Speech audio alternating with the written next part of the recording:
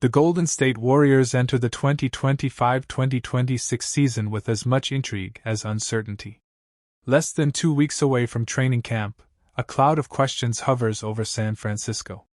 On the surface, this looks like a team still boasting Stephen Curry, one of the greatest shooters the game has ever seen.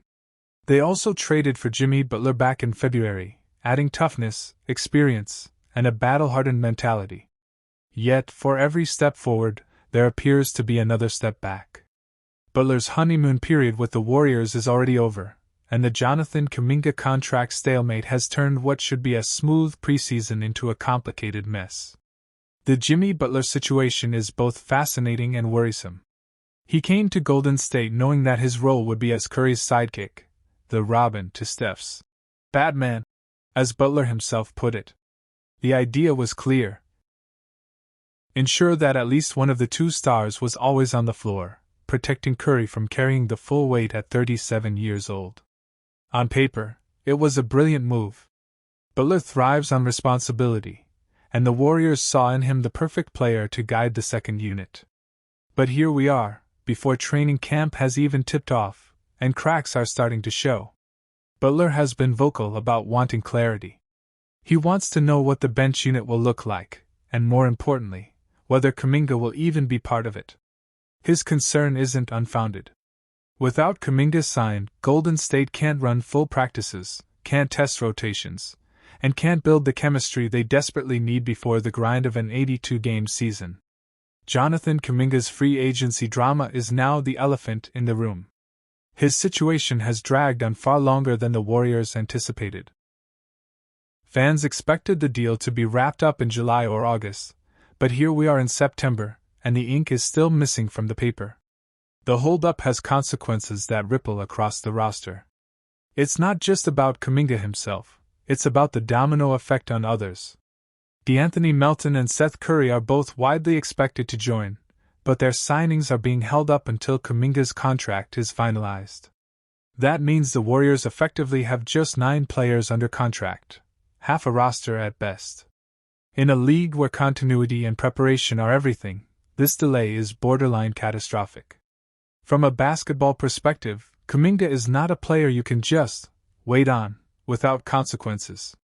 He has grown into a vital part of the Warriors' future, showing flashes of two-way dominance, versatility, and athleticism that this team cannot easily replace. More importantly, Butler himself has been pushing to work alongside Kuminga. The idea of a Butler-Kuminga-led second unit excites fans and coaches alike. Imagine Butler's grit and leadership paired with Kuminga's explosiveness. It could be one of the most dynamic bench duos in the league. But none of that can be tested right now. The longer this free agency saga continues. Fans expected the deal to be wrapped up in July or August, but here we are in September, and the ink is still missing from the paper. The holdup has consequences that ripple across the roster. It's not just about Kuminga himself, it's about the domino effect on others. De'Anthony Melton and Seth Curry are both widely expected to join, but their signings are being held up until Kuminga's contract is finalized. That means the Warriors effectively have just 9 players under contract, half a roster at best. In a league where continuity and preparation are everything, this delay is borderline catastrophic. From a basketball perspective, Kuminga is not a player you can just wait on without consequences. He has grown into a vital part of the Warriors' future, showing flashes of two-way dominance, versatility, and athleticism that this team cannot easily replace. More importantly, Butler himself has been pushing to work alongside Kuminga. The idea of a Butler-Kuminga-led second unit excites fans and coaches alike. Imagine Butler's grit and leadership paired with Kuminga's explosiveness. It could be one of the most dynamic bench duos in the league. But none of that can be tested right now. The longer this free agency saga continues, the smaller the window becomes for these two to actually build that chemistry. Steve Kerr has been candid in the past, admitting that Butler, Kuminga, and Draymond Green haven't always fit well together. Stylistically, they sometimes clash. Draymond's fiery personality, Butler's intensity, and Kuminga's desire to establish himself as a star all create friction. In some ways, that friction can be productive, sharpening iron with iron. But in other ways, it can be destructive. This is where Kerr's leadership will be tested. He needs to find the balance, the sweet spot where egos align with team goals. And he has very little time left to figure it out. Training camp is when rotations are built, trust is formed, and roles are defined. If Kuminga isn't there, if Melton and Seth Curry aren't signed, then Kerr is starting camp with a fractured foundation. The addition of Al Horford provides some stability. At 39 years old, Horford is entering the twilight of his career, but his experience and basketball IQ are invaluable. He doesn't need months of chemistry building, he adapts quickly. Horford has played alongside stars before, from Jason Tatum and Jaylen Brown in Boston to Joel Embiid in Philadelphia. His calm, veteran presence is exactly what the Warriors need in a chaotic offseason. But Horford can only do so much. He isn't the answer to the Warriors' deeper issues. He can anchor the locker room and contribute steady minutes, but he cannot fix the fact that Golden State doesn't know what its full rotation will even look like. The Warriors' current problem is not a lack of talent. It's timing.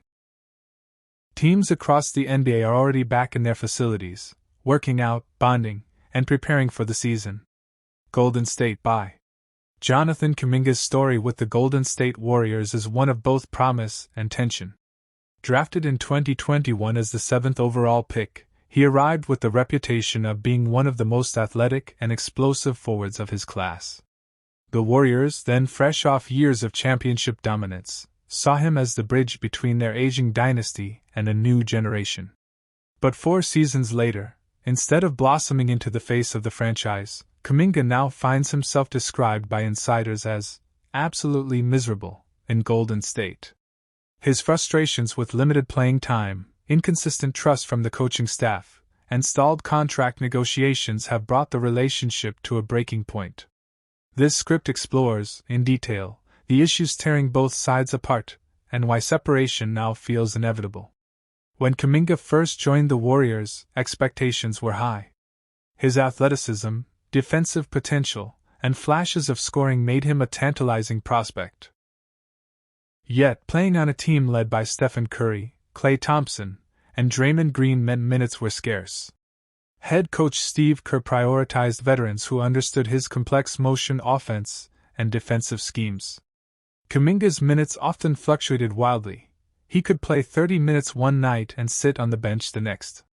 For a young player trying to build confidence, this inconsistency became a major source of frustration. Still, he accepted his role early on, believing patience would pay off. But as the seasons rolled by, the patience began to wear thin. Despite these struggles, Kuminga delivered undeniable moments of brilliance. During the 2024-25 regular season, he averaged 15.3 points, 4.6 rebounds, and 2.2 assists in about 47 games, even after missing 2 months with an ankle injury. In the playoffs, when Stephen Curry was sidelined with injury, Kuminga stepped up in a big way. Against the Minnesota Timberwolves, he averaged nearly 21 points per game over a crucial 5-game stretch. These performances showcased his ability to shine under pressure and fueled his belief that he deserved a larger role. To him, those flashes weren't anomalies, they were proof he was ready to be a cornerstone player.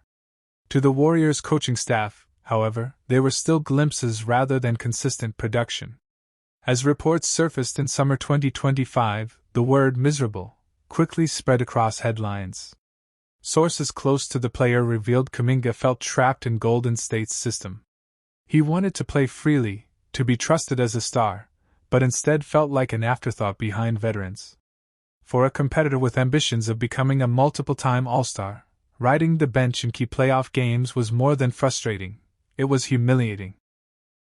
The label of being absolutely miserable captured not only his emotions but also the growing sense that this relationship was nearing collapse. The tension boiled over into contract talks. Entering restricted free agency, Kuminga became the focus of Golden State's off-season. The Warriors, wary of luxury tax penalties, offered deals they considered fair. One proposal was a 3-year, $75.2 million contract with a team option on the final year. Another earlier offer had been 2 years for $45 million. On paper, these looked like lucrative deals. But for Kuminga, the fine print mattered more than the numbers. He wanted a player option, granting him the power to decide his future. He wanted protections against being traded without his consent. He wanted to feel like a valued piece, not just a tradable asset. His rejection of these deals sent a strong message: control mattered more than security. The standoff introduced a risky but bold option: the qualifying offer. By accepting a 1-year, $7.9 million contract, Kuminga could play out the 2025-26 season and become an unrestricted free agent in 2026. This would free him from the Warriors' control entirely, giving him the chance to test the open market. But the gamble is dangerous. One injury, one per season, or another year of limited minutes could tank his value. Still, the fact that Kuminga and his camp are seriously considering this option shows the depth of his dissatisfaction.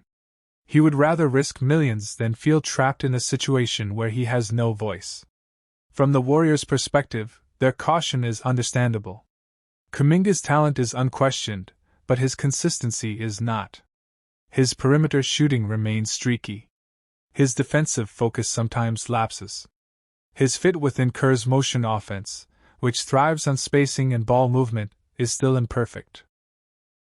For an organization that has built its dynasty on trust, sacrifice, and cohesion, giving Kuminga star-level control feels like a gamble. Financially, the Warriors are also stretched thin. With Curry and Green still on large contracts and ownership wary of luxury tax costs, handing Kuminga a deal with full player control could cripple their flexibility. To them, their offers reflect both respect for his talent and a safeguard for the team's future. Inside the locker room, the situation has not gone unnoticed. Reports suggest veterans, including newly acquired Jimmy Butler, have urged management to resolve the issue before training camp. Chemistry has always been a hallmark of the Warriors' success, and dragging contract drama into the season risks disrupting that. Younger players watch closely, seeing how the franchise treats one of their own. Veterans, meanwhile, worry about distractions pulling focus from their championship goals.